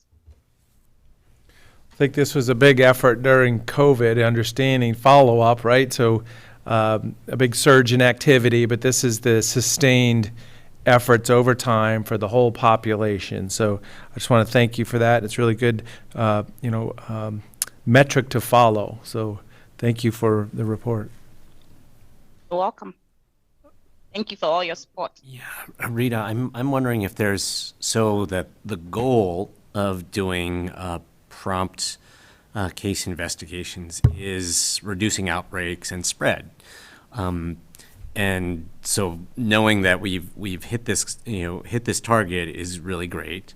But I don't, sometimes data can tell you one thing, and stories and qualitative observations can tell you other things. I mean, can you give us a feel for how these prompt case investigations are helping to prevent, reduce outbreaks and spread? I mean, it's like, you have any good anecdotes for us, or, things that are easier to wrap our heads around? Yeah, so that is a great question. So this measure actually is not just about timeliness. The 95.67% average that we have here is not just for timeliness. It's also for days to their first interview attempt, timeliness of prophylaxis that were recommended for these cases and contacts, how soon OHA was notified as soon as we became aware of a case, and how soon we were able to create the cases as soon as we got the electronic lab reports, and also timeliness of interviews, and then timeliness of completion of the cases. All these are parameters that we used to arrive at that average of 95.67%. So we may even be at 100% for some of them. So for some of them, we were at 90%. For some, we were at maybe 100%, and for some we're at 95%. But this is a cumulative average of all these parameters. So qualitative measures are included in this average as well. Yeah. But how about, well, here's another question. In the last, well, I guess, what quarter are we now? Well, we're in first quarter. So during that quarter, were there any potential outbreaks or significant spread events that you think we avoided? Like, oh, there was a handful of pertussis cases, and if we hadn't gotten on them early, it could have been really bad. Or what did you see in Q1 that was of concern? Yeah, so we did get a couple of outbreaks, especially in long-term care facilities and other congregate settings. So our ability to reach out to them in a timely manner, mostly within 1 day, we were able to reach out to them. If we received an ELR or we received a call, we're able to reach out to most of them within 1 day. So those who were already contacts, of course, we were not able to prevent those, but we were able to prevent further contacts. And we did have one pertussis case, and the timeliness really helped in preventing the spread of that particular case. We were able to reach out to that client within 1 day of notification, and I believe that prevented further cases. Great, thank you. You're welcome. So which communicable diseases are you tracking then for this report? So for this report, all communicable diseases that are reportable. So they include the enterics like Shigella, E. coli, pertussis is included, chronic Hep B, Hep A, Hep C. So most of the reportable, I mean, all the reportable communicable diseases, and there's a huge list of them. But those are just a few examples that I mentioned. Okay, does this include sexually transmitted ones then? This does not include sexually transmitted diseases. They're not. That would be a different report. Yes, this report is just non-sexually transmitted communicable diseases.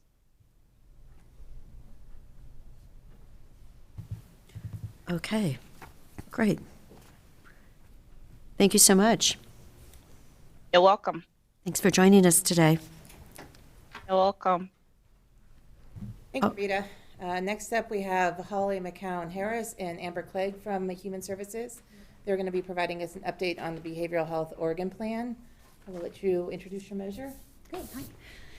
Good morning, Holly Harris, here today as Acting Behavioral Health Deputy Director, and I have Amber Clegg, who I think is joining us via the video. There she is. Great. And Amber, do you want to introduce yourself? Good morning. For the record, Amber Clegg, Access and Integration Program Manager for the Behavioral Health Department. So we're here today to report on the Access to Care measure for Oregon Health Plan members, which requires us the ability to offer someone an assessment to enroll in services within 1 week, so within 7 days. The target is that we do this 80% of the time, and this quarter we're happy to report that we did it 90% of the time. So meeting this measure, just as context, historically this measure had been 14 days, and they reduced it, Amber, they reduced it a couple years ago to 7 days.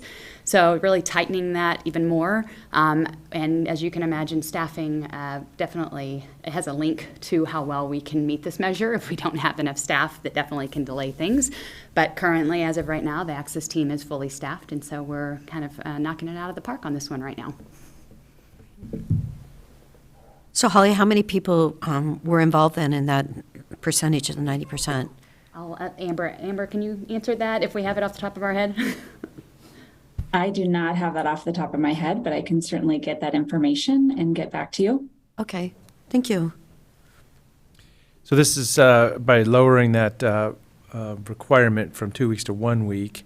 Are these services all Deschutes County provided services, or are we working with other service providers trying to, get people out to other services? Well, so these are all, this metric is related to the assessments provided by Deschutes County behavioral health.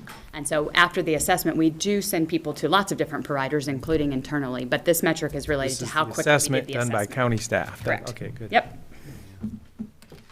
Kind of similar to the question I asked Rita, making these contacts, these initial contacts and assessments, and then referring people out, like being able to contact people very promptly. What does that gain us in terms of the effectiveness of getting people tracked into the support services that they need? Well, imagine, if you're in crisis or you're in need of mental health support, the sooner you can get it, the better. So a lot of these cases could be preventing a hospitalization, could be preventing someone going into crisis, could prevent their situation from becoming even worse. And so the quicker the access, the better outcomes we have, the better chance we have at engagement and long-term success for their treatment. So lots and lots of benefits to getting people in as soon as possible, which also, it's why we have 24 access at a stabilization center, but you don't want people to have to go into crisis to get the support that they need. You want to be proactive, and that's really where this service is so great, because we're able to get people in very quickly before they reach that level of immediate need and hospitalization and crisis. Right. So oftentimes I think about, the Crisis Stabilization Center helping us work upstream of civil commitment and age assist type situations. And so what we're talking about now is working even farther upstream from that. Correct. That's great. So Holly, on a bit of a different note, but you probably would be the person I could ask, what about, does Deschutes County need a sobering center? I know at one time we had talked about if there was room in the stabilization center to add it, but I'm just wondering what your input it would be on that. Oh, yes. I definitely, I think our county could use some sobering activities, whether it looks just like a sober center of the past, I don't know anymore. The population's changed. Substance use and sobering looks different than it did back in the day when sober stations were created. So what we're seeing now when you combine sober stations with sort of these crisis facilities is that the population sometimes don't mix very well. And sobering up from alcohol versus sobering up from meth are very different presentations and sometimes don't interact very well. So I think whether, I don't know that a sober station at the stabilization center is where we want to move long term, though I think we're still looking at what the data is showing us. But I do think a sobering component within Deschutes County is something our law enforcement partners would love to see, our hospital partners would love to see, and I think we would very much support and finding the best place to have it, as well as the most efficient use of resources to support it. It does require a high level of medical staff. They can be very expensive, and so finding a way to support that service with maybe an existing resource that has some of that staffing can maybe make the most sense. But doesn't, when someone's coming off of meth, doesn't that require a medical, it doesn't? No, not always, no. Really? I mean, it can't, depending on their presentation, every case is a little bit different, but it's not requiring, like coming off of alcohol, that can require medical support to make sure they don't go into seizures or other types of things. Meth is a little bit different. Okay. Well, thank you for reminding me of something that we have always been thinking about, so. Okay, so you're saying that law enforcement and the hospital would appreciate that? Oh, yes, I have no doubt. And we would too. I think just what it looks like, I think we need to, as a community, figure out the best approach for Deschutes County around those services. And, I think we would definitely be open to conversations. Okay, great. Thank you for that. Okay. Thank you. Okay. Thank you so much. apologize. Thank you, Amber. Sorry. Yeah, if you'll let me know how many people that, that you did serve, that would be great. I do have that number. Okay, good. It was 765 for this quarter that we reported on. 765 for the quarter. Yes. Okay, that's amazing. Thank you. Yes, you're welcome. Thank you. Okay, Dave, you're back?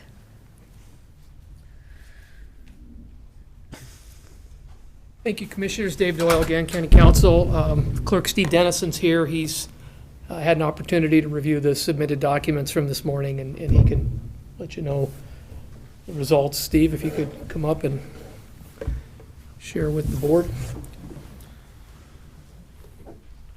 Morning, Commissioners. Steve Dennison, County Clerk.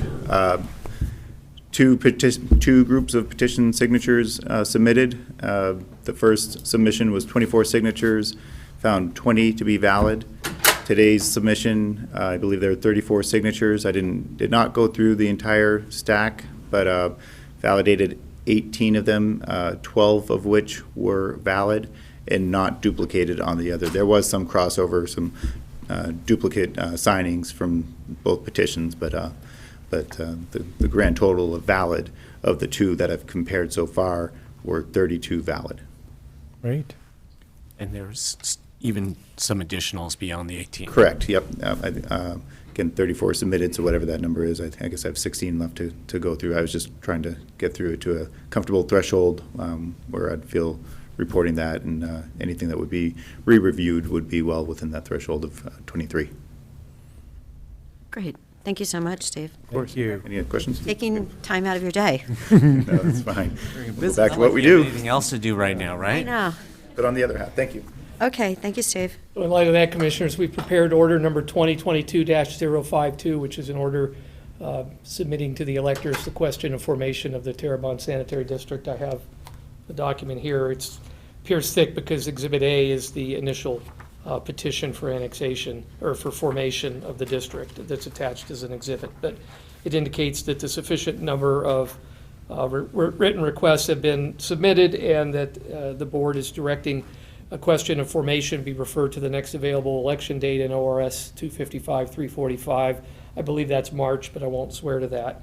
And at such election, besides deciding the formation, they will also vote on the initial board should the district be formed.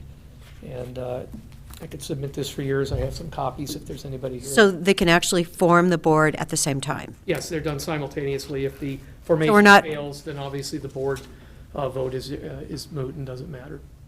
Okay. Okay. Slide these to you. The board wants to consider. I have a copy of the order here without the Exhibit A, which is what made the other one thicker.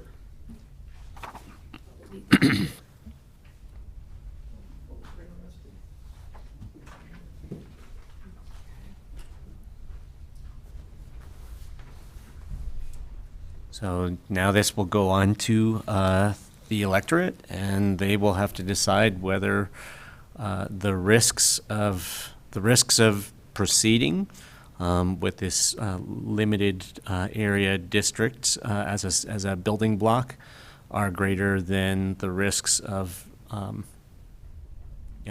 sending the dissipating the momentum that this effort has at the moment.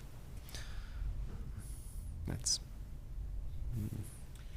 So for clarity, what are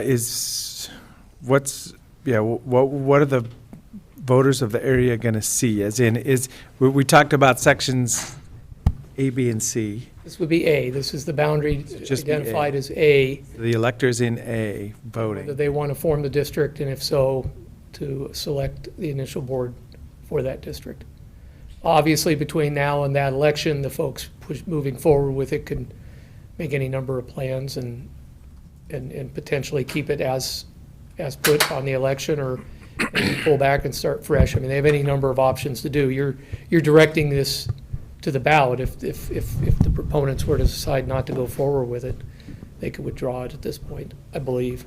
I don't believe there'd be any prohibition to them not proceeding with it. Well, yeah, so let's get real clear here. So we were in a spot to possibly create a district, form a district today with a date of the second week of Tuesday in March to create the board. And instead, we're going to go down, are we required to go down a different path because there's enough signatures, petition signatures? You are. So there's a hard requirement there. So that's taking it off the table. So whether this district, as proposed with those boundaries, will be formed or not, will be decided at the election, I believe, in March. I don't want to swear it's the March election. There's some statutory language, but I believe March is the next available one that would suffice for this one. So that'll be the time at which the question of forming the district will be put to the 154 electors in that identified boundary. How many electors? County clerk says 154. 154. Now, that may change between now and then, but it's 154. And these signatures are people that live in the Section A only? Yes, the clerk verified that they were registered voters within the boundary identified as A. And the business owners really then don't have a vote, correct? Essentially not, if they're not electors. Because they don't, that's just their business. They don't live there. Is it possible for people to re-register to vote at their business address as opposed to their home address? Well, I don't believe so, but that'd be a question for Steve. I'm not positive on that one. I don't believe you can use your residence address for purposes of voting. I know for folks that are able to suppress their address on account of security, like police officers and that, they still vote within whatever precinct or district they would be in where their residence actually is, even though their ballot goes to the police department as opposed to their home. We had two sets of signatures brought to us, and now we're referring to them as one set. Is there somebody, is there like a lead person that says, here are our signatures, or is it just a group of people that have brought It was this? the two gentlemen that have both testified here today. The one brought in a package yesterday of 24, and then the other fellow, Mr. Walker, provided the 30, however many this morning. So, and I'm just thinking back to the first part of this session, the first part of this public hearing a couple of weeks ago. It was talked about, yes, no, or maybe. I remember there was a moment where no, everybody wants this, and it's either this or this, which is down to these. So now we have electors saying, okay, well, we want to, if the answer is yes, we want this, and now it's going to go to an election, one view is that it's just going to delay the whole thing. I'm just acknowledging that is that what we want? You know? I don't know if it's what you want, but Yeah, no, I know, you don't have to answer that question, I'm just Does it saying. have to pass by a majority vote of the 154? 50% plus one. Yep. Plus one, okay. I mean, then the risk is not just that it delays the whole thing, but I mean, That it kills it. yeah. I mean, you know, Yeah, but there's no decision space for us to deny this petition to the people. I'm just acknowledging that this puts risk in an effort that was put in place that it sounded like pretty much everybody concludes that it's the right thing to do, so. It was Okay. needed 4 years ago, and, yeah. And look how long it's taken to get to this point. So, Well, Chair, can I just ask a question? Because we've talked about possibly amending the boundary if- prior to the election. If that were to occur, the board would need to schedule subsequent noticed public hearings to consider a different boundary. So that might take you to March as well. Okay. And obviously I think the folks involved with this more intimately on the ground would probably be in a better position to identify what some of those boundaries would be. But if the board were inclined to go that route, it would require additional public hearings properly noticed. I can't fathom you would change boundaries with anything less than 2 or 3 public hearings probably, just based on the testimony we've had and the 2 that we've had to this point. So in terms of a delay, you might be delaying it beyond the March March. election if you were to go down. But I can't fathom that you'd have anything to bring to a public hearing before the end of the calendar year. The folks would have to do some work in the background to figure out where they'd carve up the district and create new boundaries. And so, and with your limited schedules coming down the stretch here in November and December. So it'd be kind of pushing it to think that could occur even quicker than an election in March. And there's no request for that at this time. I mean, this is a public hearing, we haven't heard it. I mean, there's a lot of push and pull on who wants to be in or not right now, but I'm just thinking out loud here, sorry. well, I mean, what this highlights is that we are not in a position to solve this problem for the community of Terrebonne. This is a problem that the community of Terrebonne needs to come together and develop solutions for, and tell us what to do. Tell us what they want. Tell us when they want that district formed. I mean, and I just hope that everyone in the community understands that it is incumbent upon them to figure out a workable pathway forward to get to the solution that it sounds like everyone wants. And it's the risk is that if people can't get beyond kind of perceived slights or kind of mistrust and other things, that they will not be able to get there. Well, and I support the vote of the people. I mean, there's no problems there. Another thought process that's parallel to this is if we had the mayor of Terrebonne coming in talking about what the people of Terrebonne wanted, that could be interesting. Remember, this is a historical platted area, small lots. The vision was it would be an incorporated 120, 150 years ago, whatever. So I'm just throwing that out there too. There's opportunities to incorporate and have the city council of Terrebonne give clear guidance. Yeah. Whole different path. That's not going to Actually, happen I think either. if there was a city of Terrebonne, an incorporated city of Terrebonne, You wouldn't be doing they this. wouldn't be asking us. I know, that's my point, yeah. The city council would be making this We'd be helping just with the Lower Bridge project in partnership with ODOT.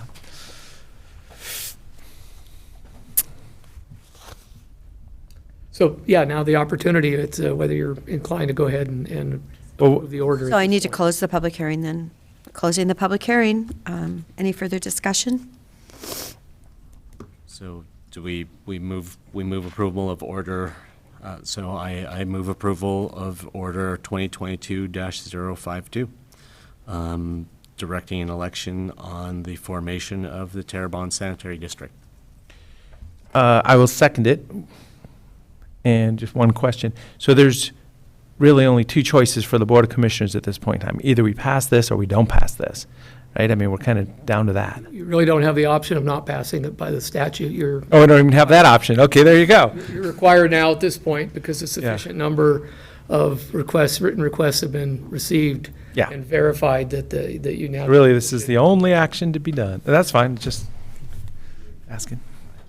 And I just say again, I really hope that the community can come together, work through these issues, and come up with a plan to move forward that can accomplish the goal that, again, it seems like everyone wants.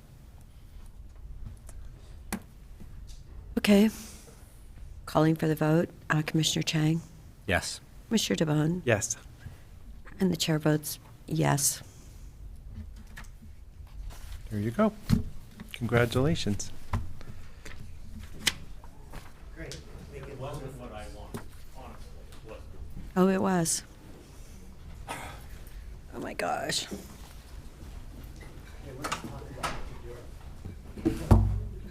Okay, Jen, back to you. Thank you. So we have 3 more performance measures to go. Up next, we have the Facilities Director Lee Randall. He's joining us through Zoom, and he will be providing an update on sidewalks and parking lot inventory. And he might be busy today. Oh, he is good. Okay, he's available. Hello, Lee.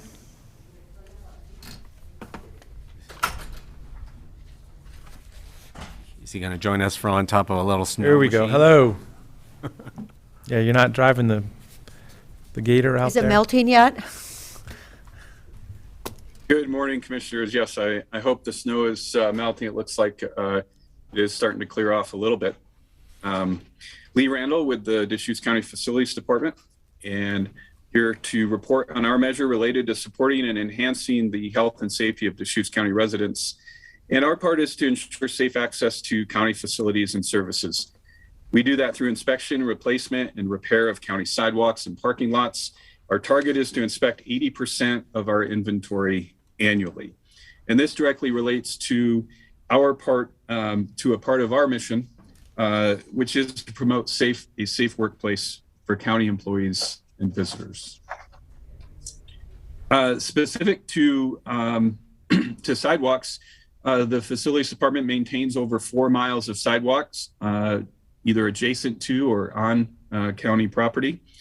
And we have a narrow window for that work from May to October. And so our goal is to inspect 80% of the inventory. This year we've hit 90% as we get outside of our maintenance season.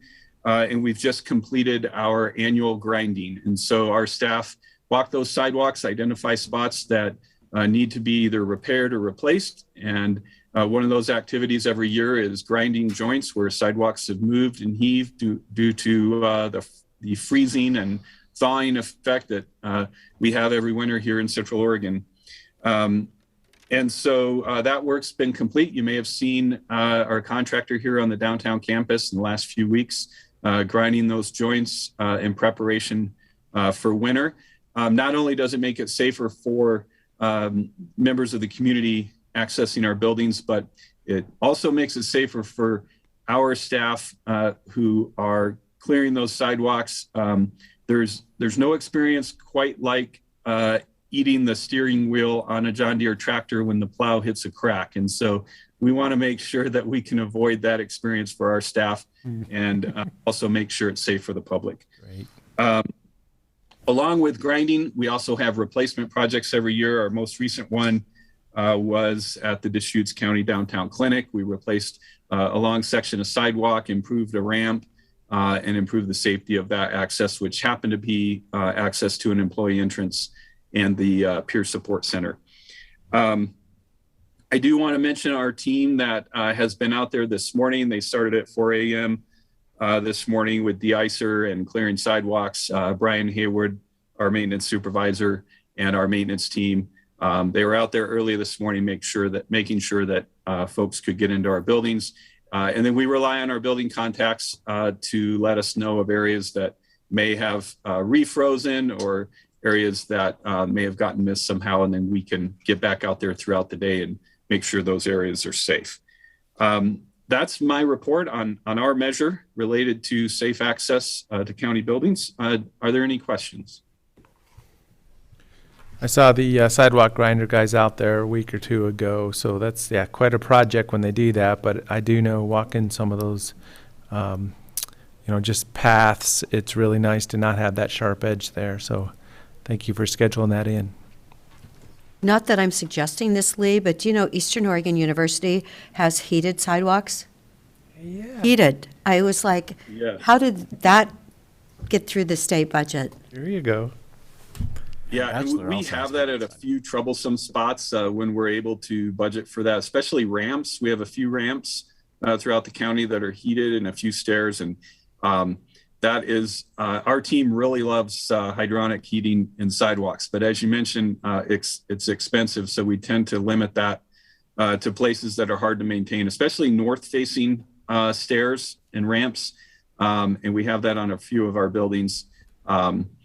But yeah, we love heated sidewalks, but as you mentioned, it's somewhat cost prohibitive to extend that too far. Great. Thank you so much. And thank you to the team that started at 4 a.m. Yep. Thank you. That's really, yes. Yep, and I will mention that on plow, working on parking lots, the first group of drivers starts at 1 a.m. And so they really switch up their sleep schedule to make sure that we can get the snow cleared. Great. Thank you so much out there for everybody doing that. Thank you very much. Righty. Thanks, Lee. Great.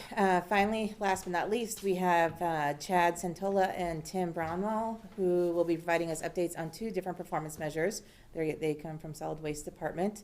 The first measure will be on meeting or exceeding the industry compaction standard, and the second measure pertains to increasing the diversion rate and collecting more recyclables than previous years. Turn it over to you. Ed? Let me adjust my lighting here real quick. There you go.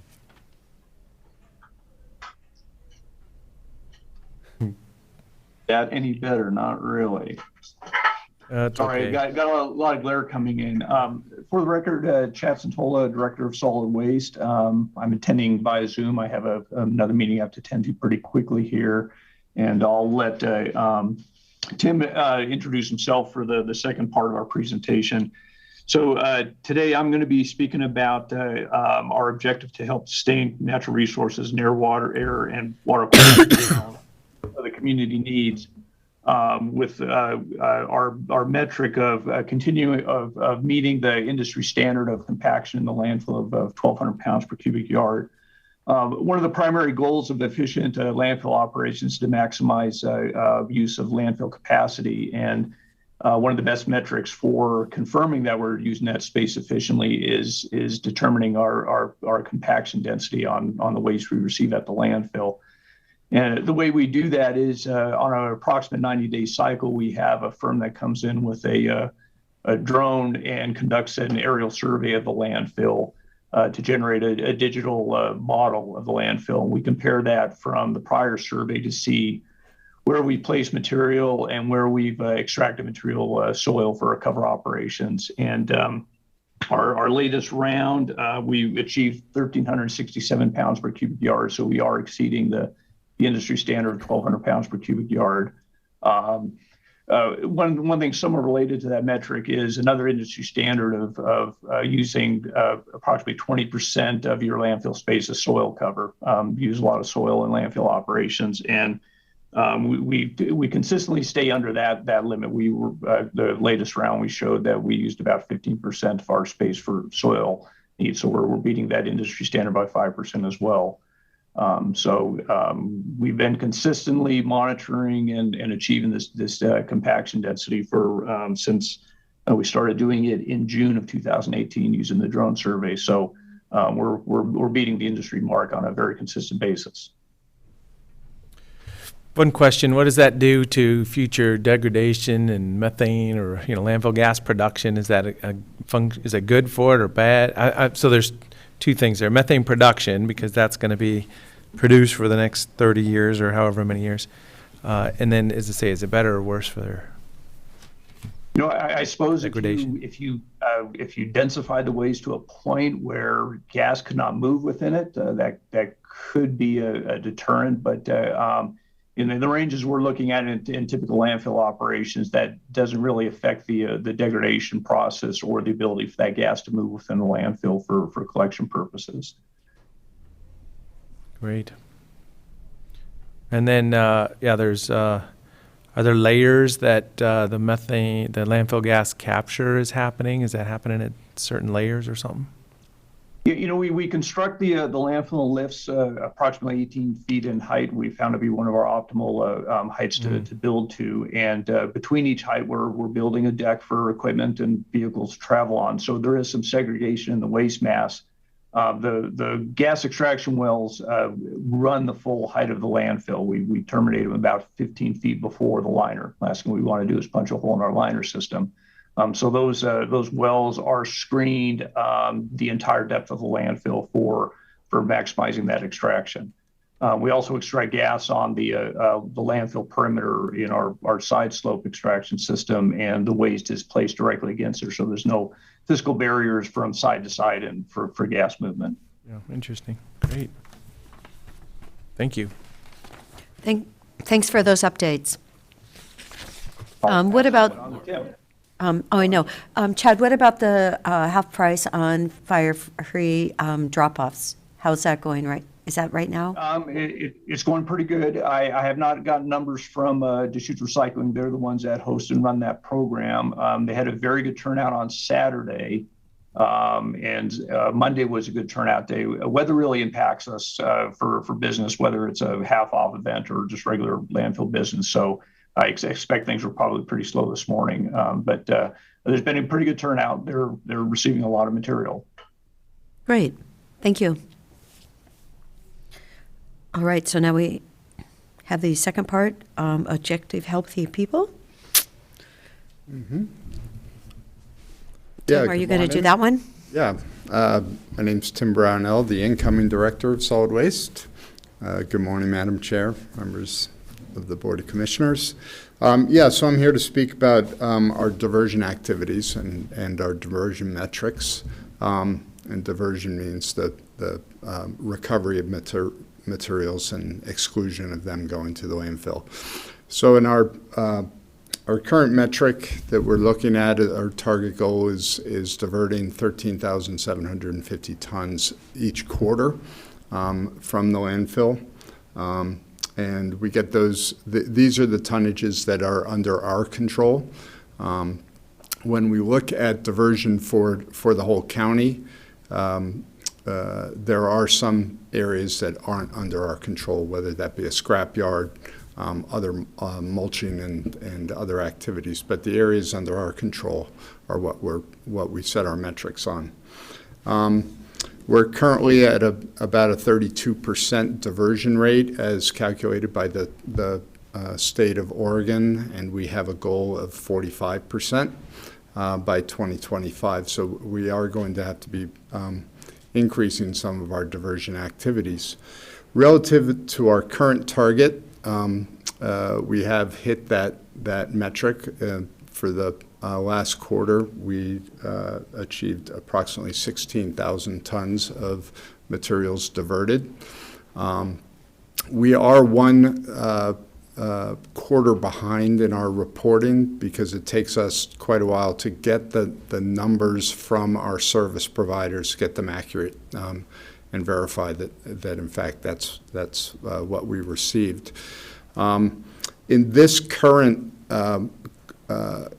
calendar year or fiscal year, we've actually reduced our target number by approximately 2,250 tons per quarter from previous years. And that's because we are not, from this point forward, going to be counting wood waste that comes into our transfer stations that is being mulched but still going to the landfill. In the past, that material had been counted as diverted materials. Starting this fiscal year, we are not going to be doing that unless we in fact are able to get that material recovered. We have some challenges relative to our composting space. That facility is at its maximum capacity. So in order for us to be able to handle this other material in the future, we're going to have to expand that capacity. We did see year over year. Can I just ask a clarification? Yeah. To make sure I'm tracking correctly. So we've reduced the target. We've reduced the target because we are not tracking wood waste under this metric anymore. That's correct. So it's not that we're just not doing less wood and so we wanted to lower our target to make it more achievable. It's wood is entirely out of this metric. The yard debris, wood waste that is being recovered at the transfer stations outside of the Deschutes recycling operation at the landfill, but being recovered out at our remote locations. That material is not being counted as diversion starting this year. In past years it had been, because it was weighed and tracked separately. We were also using it for landfill operations, but it's unclear that that can be considered recovered by the state, so we're not going to count it going forward. And that, in the past, had resulted in about 9,000 tons a year of material. So, and so that's a discussion of how we're counting it and where we're counting it. But in terms of actual recovery of that material stream, is anything different now than historically it's been? Everything's the same. It's being handled exactly the same. It's how we're counting it to make sure that we're accurately representing what is happening to diversion in the county. And in terms of what's actually happening with that material stream, our composting operation is overwhelmed, and we are grinding some of it and kind of spreading it over landfill as we make layers, and then some of the stuff that comes directly to not, and like on fire-free days, that's just going straight into the landfill. Correct. Is that basically the situation? Correct. And that's really all due to capacity issues. To the point, though, one of the questions, a little bit of articulation, that material that is recovered at those facilities outside of the landfill, brought to the landfill, is being used as alternative daily cover, put on side slopes. Ultimately, it's icing on the cake. It gets buried at a future date. But it's being used for our daily activities, but we're not going to be counting that going forward unless the state gives us direction that we should. And at some point in the future, I would love for us to really get our hands around kind of what the scale of the opportunity is if we were really able to divert, all of the fire-free material plus, I mean, if that material is needed as alternative cover, then, it's serving a purpose. But if it's not actually needed, how much we could be diverting by not putting that on the landfill either. Yeah, it's a good question and a good point. We are just entering into the next stage of our solid waste management plan, in which we are really looking at the diversion activities and opportunities. In particular, looking at what infrastructure may be needed in the county to improve recycling, so the development of a recycling materials recovery facility, potentially construction and demolition waste recovery, and expanded composting capacity in the county. Those are three things we're moving into a pretty comprehensive study starting in 2 weeks. And those results should be available within about 6 months.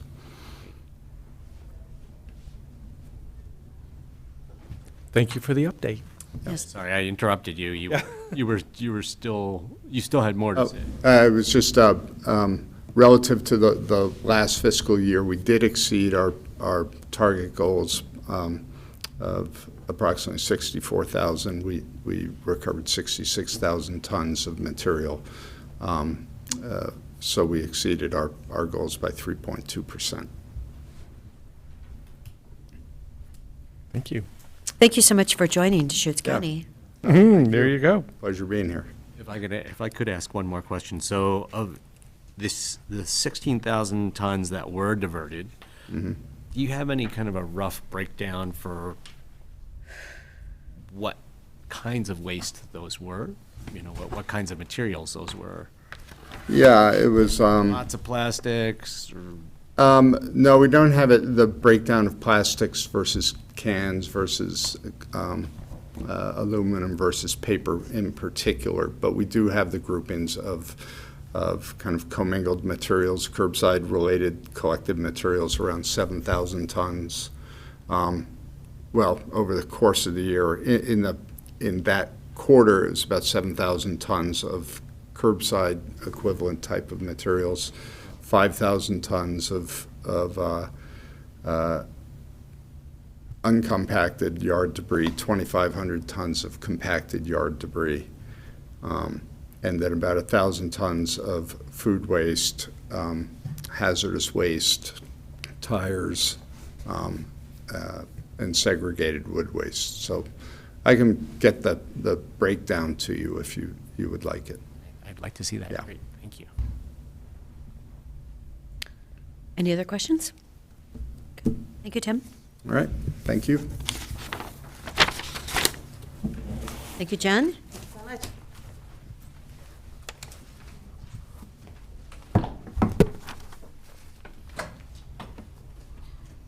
Okay, other items. Do we have other items today?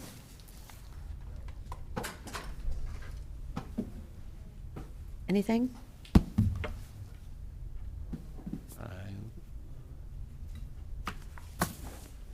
Last Friday, I was able to attend the retirement party for Charlotte DeHate at the La Pine Community Clinic, so just wanted to thank her again. We were able to send her a letter, and it was a good community meeting community reception for her retirement. That was Friday afternoon. I guess, yeah, last Friday we also, as Commissioner Chang and I both were at the Senate Bill 762 fuel reduction shipping effort tour. I just made the first part of that, but it was good to see a group of people, Heart of Oregon Corps, Central Oregon Intergovernmental Council crews, state Department of Forestry staff, and a bunch of people working together, getting defensible space and chipping happening. Yeah, that was the only thing I was going to report on, that the Oregon Conservation Corps, a new program that was created under SB 762, the advisory board was here on Thursday and Friday last week, and Commissioner DeBone joined us for a tour of the project in the morning, which was just a really exciting example of good things that SB 762 is getting done on the ground. Will they be doing that all winter then? Will the crews be working all winter? Mm-hmm. Okay. All right, great. No, and I had the state meeting for House Bill 4123 for the 8 pilot projects, so that's where I was Friday morning. But thank you very much. Anything, Nick, you wanted to bring up? Anybody else? Okay, then I believe we are adjourned then. So let's hope that we're going to have some sun for a few hours before it starts Drive home snowing safer. again. Because I did